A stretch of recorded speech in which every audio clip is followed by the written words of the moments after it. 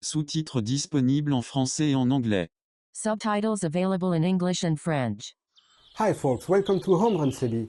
It's already the 50th video of this channel, and for this occasion I wanted to talk about something important. Something about myself, and finally, no, because I realized that I need more time and preparation to talk about it properly. However, we still talk about something important, but it concerns everyone.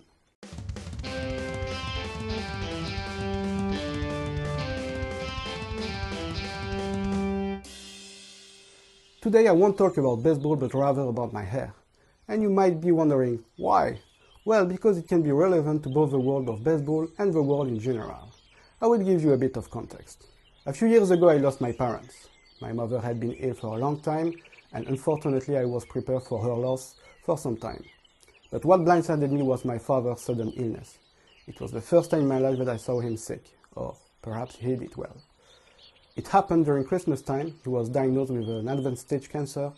There was nothing more to do, and a few days later he passed away, followed closely by my mother. I love both of my parents, but I'm going to focus on my father here to help you understand my perspective, as he was my hero. He gave everything to his family, dedicating his time, energy, and even his health without complaining. Even when he knew his fate was sealed, his main concern was my well-being and my future in this world, because I also have some challenges to overcome. My father was a generous man who didn't hesitate to help those around him. He did it with a smile and a lot of humor, which made him loved, admired, and respected by everyone. What's funny about all of this is that he was the kind of guy who didn't care about what others thought of him. He simply did what he believed was right, and for all these reasons, he remains my lifelong exemplar. You know, it's not the first time that someone close to me has faced cancer. It can truly concern all of us. Fortunately, as time goes by, medical research advances, which allows many people to recover. And I also believe that now, people fare better because they proactively undergo medical checkups for preventive purposes. To support the progress of the medical field, whether in cancer or other illnesses, we can do several things like donating money, blood, plasma, organs, spending time with people in hospitals, and so on. And based on my father's qualities, I wanted to do something personal. But I didn't know what. For me, giving money is a good thing and anyone can do it. As for blood donation, at the time I was a bit afraid and unprepared. But recently someone in my circle informed me about it, and now I feel more comfortable about the idea. So I will probably do it soon. Spending time with people is a bit complex in my case. I spend a lot of time in hospitals myself, and it's true that we can feel lonely quickly. But I have a small quirk that makes me uncomfortable around people.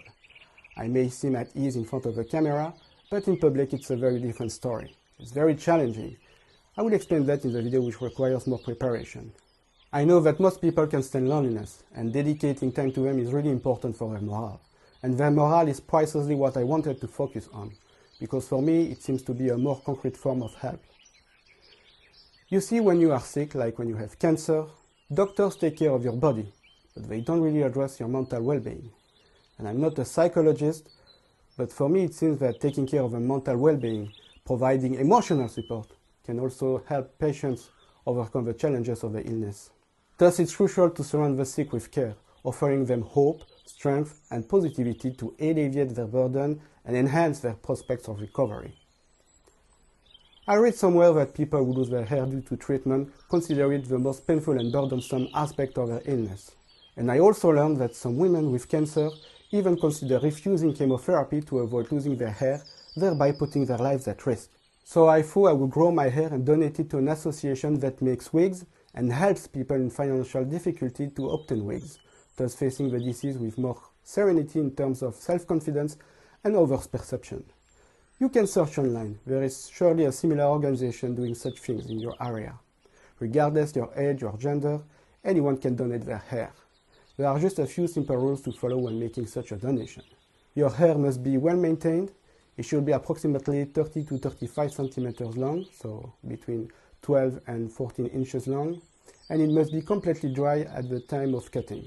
Afterwards, the associations give you the freedom to simply send your hair by mail, or you can go to a hairdresser partner with the association of your choice who will take care of everything on your behalf. Well, it may not be a huge contribution, but anyway, my scope of action is very limited, and nevertheless it's the proof that you can do something even with limitations. You just need to have hair and time. In my case, it took me almost 4 years for my hair to reach the right length. I hope that my hair will bring a smile on someone's face, make them feel better about themselves, and help them maintain confidence during this difficult period, aiding in their speedy healing. And if it can motivate other people to do the same, then that's even better.